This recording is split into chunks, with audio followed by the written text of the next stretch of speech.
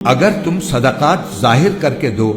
تب بھی اچھا ہے، اور اگر ان کو چھپا کر فقراء کو دو تو یہ تمہارے حق میں کہیں بہتر ہے، اور اللہ تمہاری برائیوں کا کفارہ کر دے گا، اور اللہ تمہارے تمام کاموں سے پوری طرح باخبر ہے۔ اے پیغمبر، ان کافروں کو راہ راست پر لے آنا آپ کی ذمہ داری نہیں ہے،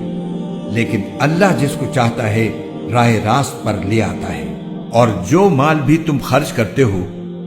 وہ خود تمہارے فائدے کے لیے ہوتا ہے، جبکہ تم اللہ کی خوشنودی طلب کرنے کے سوا کسی اور غرض سے خرچ نہیں کرتے، اور جو مال بھی تم خرچ کرو گے تمہیں پورا پورا دیا جائے گا اور تم پر ذرا بھی ظلم نہیں ہوگا۔